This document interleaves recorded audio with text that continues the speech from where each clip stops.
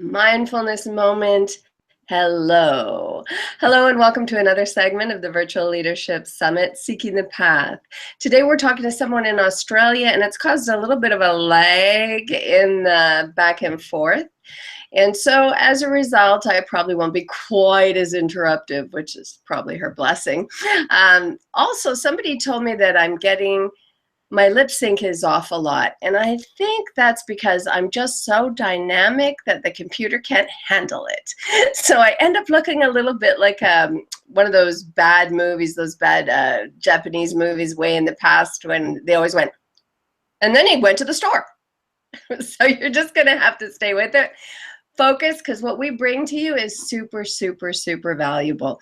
My book, I'm Lynette Louise, the Brain Broad. There's my brain, and it's way over there. It's like a broad. And this is my new book. It's called The 7 Senses of Leadership. I believe it's well worth the read, and it's available on Amazon.com. We're talking to a lovely lady who I like very much. We're dear, dear friends. Elisabetta Faenza. She's in Australia. And the reason I invited her is, well, lots of reasons, of course.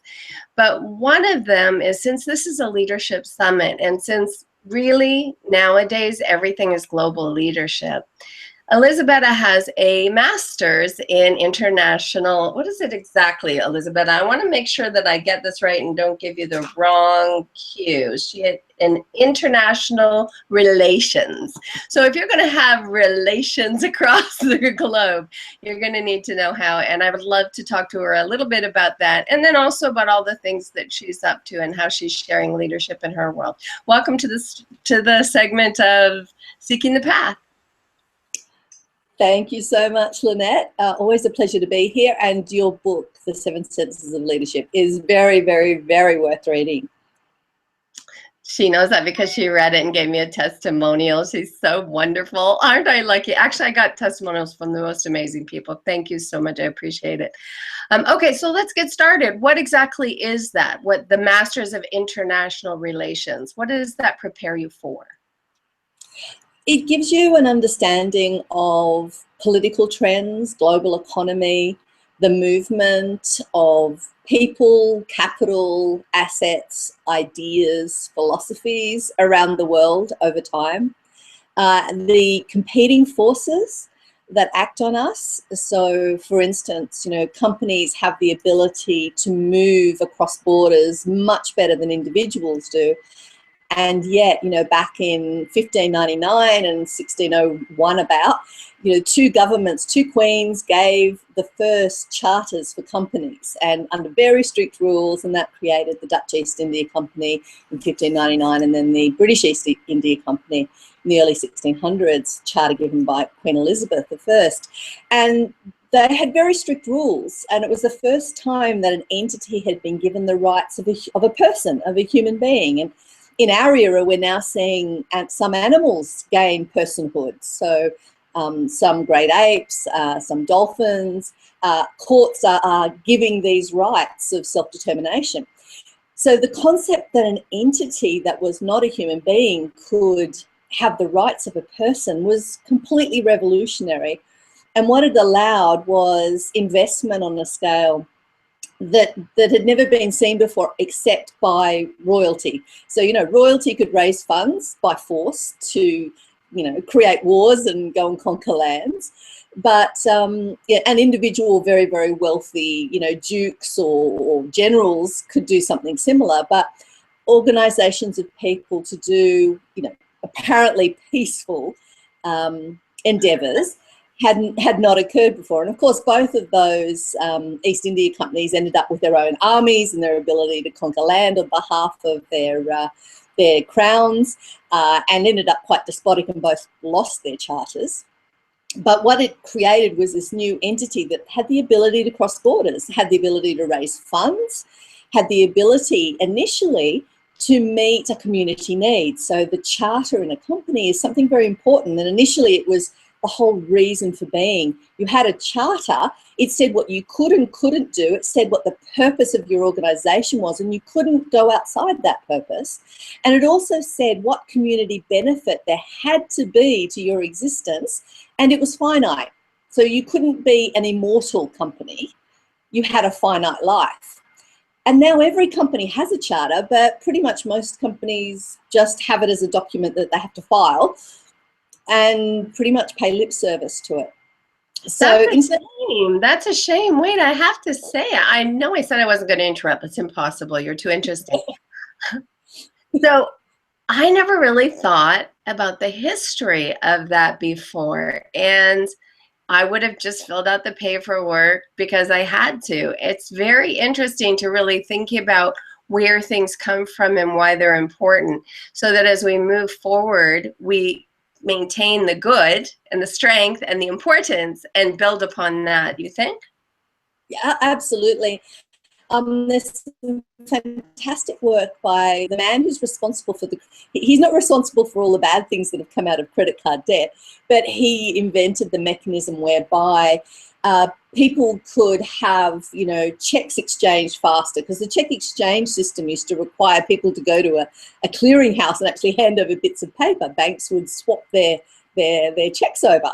And so the visa system was created in order to allow currency to move more quickly and to move eventually across borders. Now, Dee Hock in the 90s created a movement called the Chaotic Age, and he actually did a lot of investigation into creating or bringing companies back to their original idea, which is that they would have to have a community benefit, rather than it being something that we tick a box and say, yeah, we do that, we're good citizens. It's actually not a choice, it's an imprimatur. And the other thing that he talked about was that, companies will very often, well, always capitalize the profits, they keep the profits. But in the case of a lot of companies, they socialize the costs. So the environmental costs fall back onto the community. The social costs of cheap labor fall back onto the community. The geopolitical costs of, maybe making weapons in one country and then shipping them and selling them to another, they're borne by the community.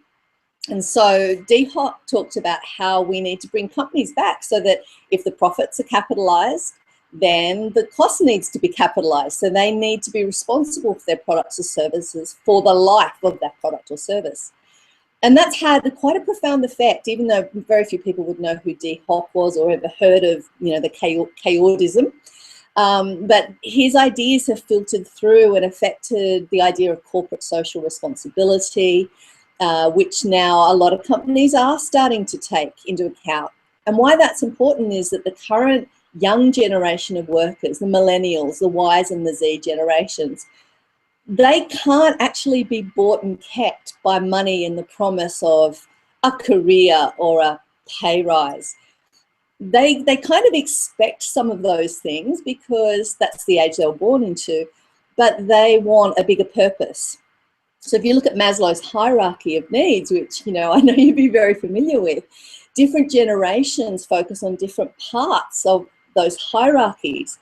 And each generation builds on the gains of the generation before.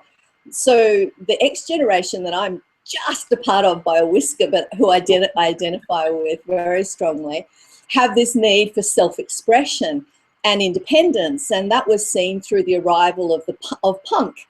And then all of those kind of social, music, clothing, fashion, all of that kind of era that was from the late 70s through into the mid 90s is very, very much X generation driven. It's all about independence. It's all about self-expression, individualism. So X gens are very driven by individualism and own more individual businesses than any other generation. And okay. Statistic, yeah. So, because we could learn from you for 100 years, and I'm trying to keep these short, and I have to get to my 3 questions. So first thing I want to know from you about is, what does all this history do for you as a leader? Having that awareness of the fabric of how it all came to be and how it plays out globally, how does that then benefit you as you move forward and take leadership positions?